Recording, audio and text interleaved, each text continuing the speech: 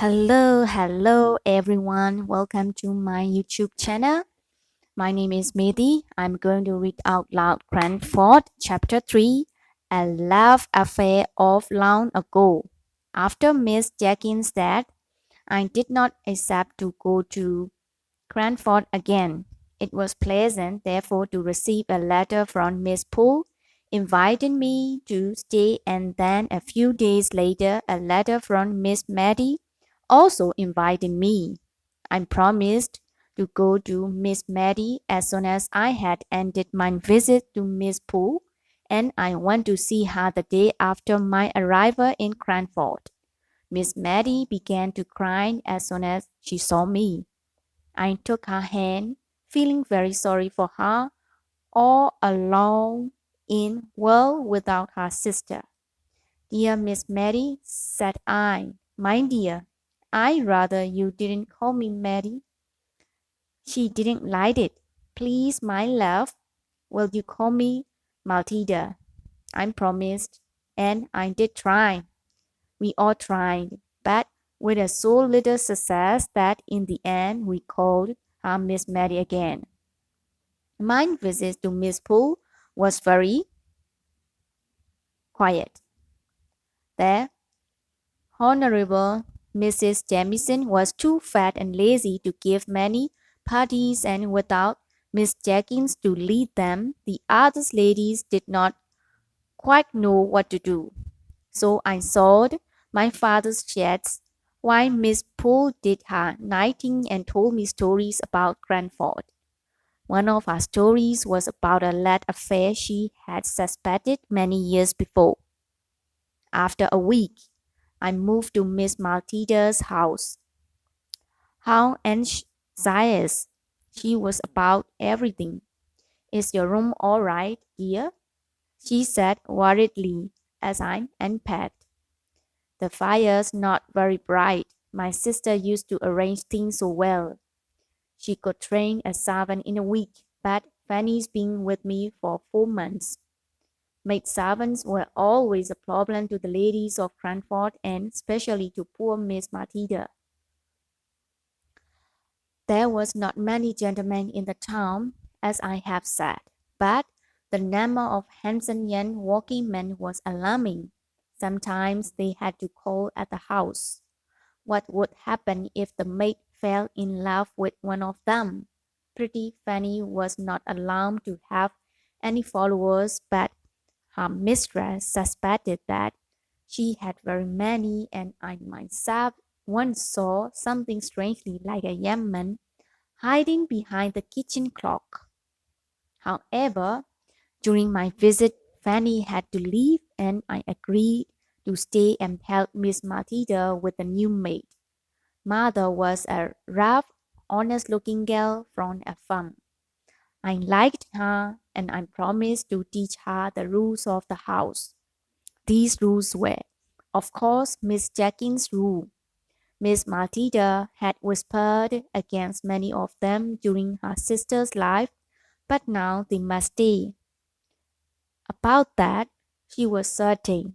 About everything, as she was anxious and undecided. And now I came to love affair. It seemed that Miss Poole had a cousin who long ago had asked Miss Matilda to marry him. His name was Thomas Holbrook. He lived a few miles from Cranford on his own estate called Woodley. He was a real countryman, very open and sincere, Miss Poole told me.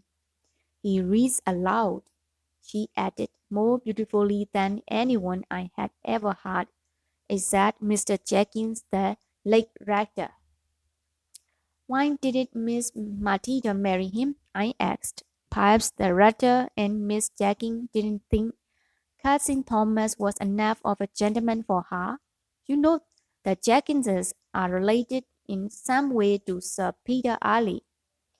Miss Jenkins was very proud of that. Poor Miss Matty. Has she ever seen Mr. Holbrook since? I don't think she has. He stopped coming into Cranford after She refused him. Now, how old is he now? About 70, my dear, said Miss Poole. Soon after this, strangely enough, I saw Mr. Holbrook. Miss Matilda and I were looking at some color six that has arrived at Mr. Johnson's shop in High Street, when a tall, thin old man in country clothes hurried in. He waited impatiently and then told the shop boy what he wanted. Miss Matilda heard his voice and sternly sat down. At once I guessed who it was. Miss Jenkins wants the black silk. Another short boy called across the shop. Mr. Holbrook had the name. Maddie, Miss Matilda, I didn't recognize you. How are you? He shook her hand and warmly. I didn't recognize you, he repeated. We left the shop without buying anything, and Mr. Holbrook walked home with us. He was clearly delighted to meet his old love again. He even spoke of Miss Jenkins as your poor sister. Well, well, we all have our faults. And he said, as he left us, that he hoped to see Miss Mattie again soon. She went straight to her room. When she came down at tea time, I saw that she had been crying. After days later, a note came from Mr. Holbrook.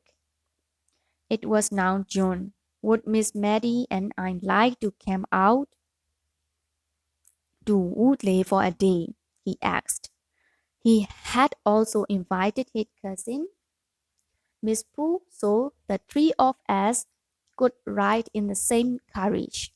At first, Miss Mattie refused to accept.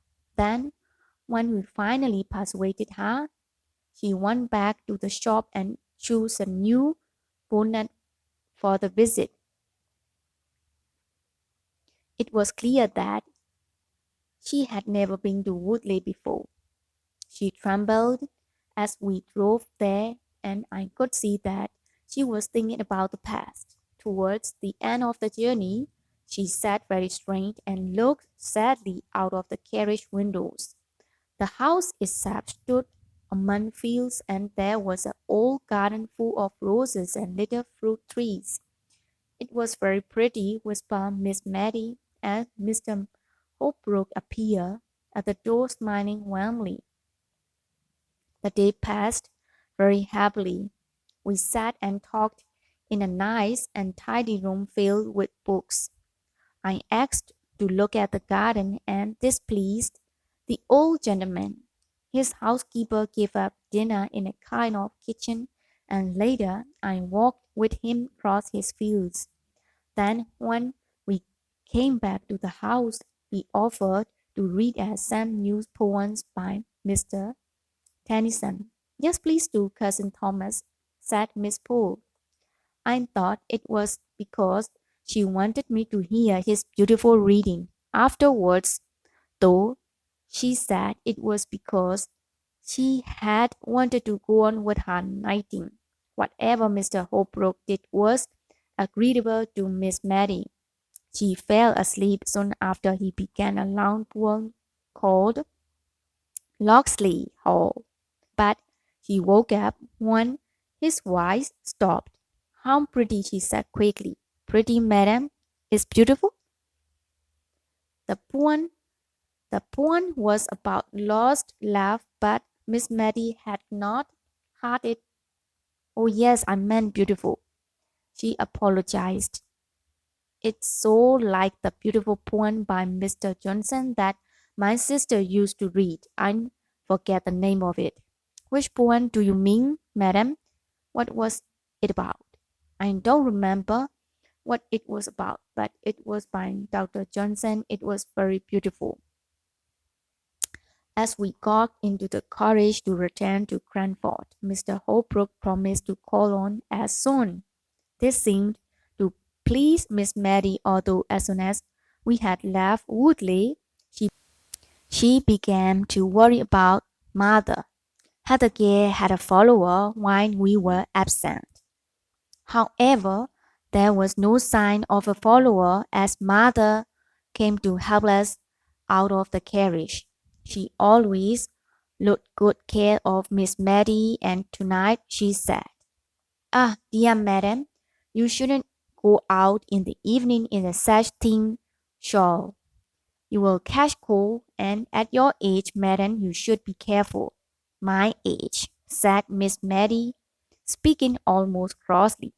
"My age. Why, mother, how old do you think I am?" "Well, madam, I would say you were getting close to 60, but I didn't mean any harm. Mother, I'm not your 52. Mother, I'm not yet 52, said Miss Mattie.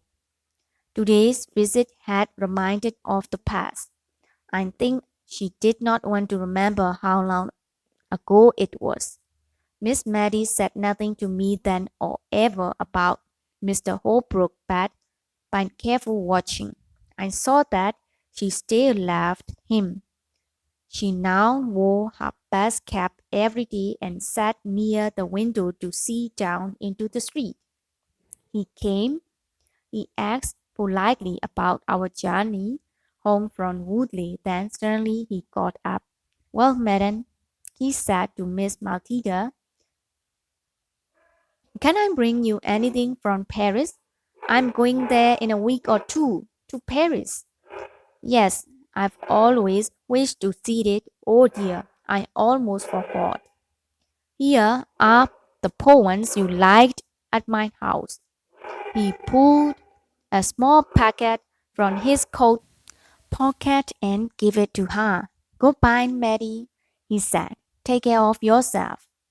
He had gone, but he had given her a book, and he had called her Mattie just he used to 30 years ago. Soon after this I left Cranford, ordering mother to take good care of her mistress and write to me if anything was wrong. In November, she sent me a note to say that Miss Matilda was very low and not eating her food, so I went back. Miss Mattie certainly looked white and miserable. I called on Miss Poole next morning and I learned that Thomas Holbrook was seriously ill. The journey to Paris had been too much for him. Ah, so that was why Miss Mattie was miserable. "I must come back with you, my dear," said Miss Poole, "because I promised to give Miss Mattie the latest report on Cousin Thomas. I'm sorry to say his housekeeper has informed me that he'll not live much longer." I took Miss Poole into Miss Mattie's little drawing room and left the two ladies alone. Miss Mattie did not come down to dinner, but that evening she talked to me about her girlhood. Clearly, she had been thinking about her sister, who had not wanted her to marry Thomas Holbrook. Perhaps they had not been kind thoughts, and now Miss Mattie felt sorry because she wanted to tell me how good and how clever Deborah had been. She and her mother had taught cooking and sewing to poor girls, and she had once danced with a lord, and she used to go to Alley Hall where they kept the servants. Deborah had also nursed her through a long illness. That illness, I decided, had followed Miss Mattie's refuse of Mr. Holbrook. The next day, Miss Poole came to say that Mr. Holbrook was dead. Miss Mattie trembled and could not speak. She remained silent all that evening. Then she called the maid. "Mother," she said at last, "you are young." Mother Curtis. "Yes, madam, 22. "I did say that. You must not have any followers, but perhaps, mother, you will one day meet a young man whom you liked and who you likes you. If you do, and if I decide that he is respectable, he may come to see you once a week. Miss Maddie was surprised, very surprised, by mother's ready answer. Please, madam, there's James on. Madam, he earns 30 on sixpence a day. He is 6 feet tall and he'll be glad to come tomorrow night. This is chapter 3, A Love Affair of Long Ago. Thank you for your listening. See you next voice video.